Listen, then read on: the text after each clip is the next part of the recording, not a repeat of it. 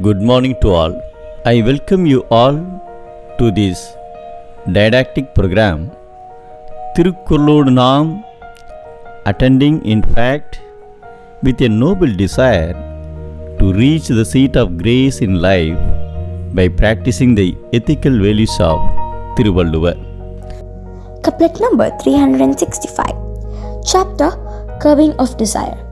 One day, Abhinandan met Buddha and sought his blessings to become a saint so that he could renounce worldly desires, since he had experienced many sufferings in his life. Buddha thought for some time over the request of Abhinandan and asked him a question, whether he could renounce all the bonds from his mind. The man replied in affirmative.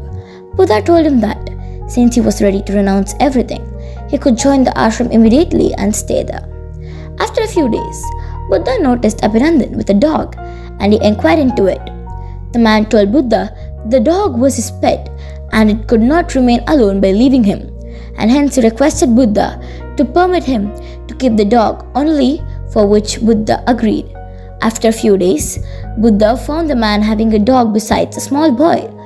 Buddha inquired about the small boy with the man, for which the man replied that the boy was his son and he could not get separated from the dog, and hence requested Buddha to permit him to stay with his son along with the dog. Buddha silently nodded his head to the request. After a few days, a woman was also found with the man. When Buddha inquired about her, the man told him that it was his wife who could not live without her son, who was with him in the ashram. He sought permission of Buddha so that his wife too could stay with them in the ashram. Buddha took out empty vessels and filled a vessel with stones and kept another vessel empty.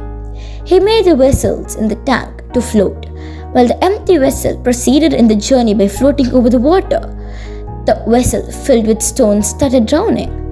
Buddha told the man that the bonds connected with a man was like the vessel filled with the stone, which could not float over the water and proceed from the place.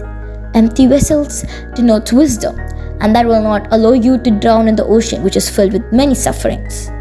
Your minds and thoughts are filled with worldly desires and intense bonds with others. You have to undergo suffering, and hence you should leave the ashram, Buddha ordered. Buddha renounced everything in the world and had no worldly desires. Others are people with bonds. Our Saint Tamil poet Thiruvalluvvar explains about this in Thirukkural as follows. Atravar என்பார் அவா அற்றார் மற்றையார் அற்றாக அற்றது இலர். I recite.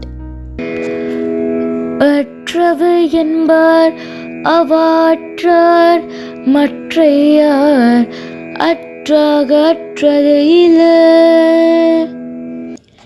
Desires lead to sufferings. Renouncing desires leads to happiness. Thank you very much indeed. Nandri. Vanakkam.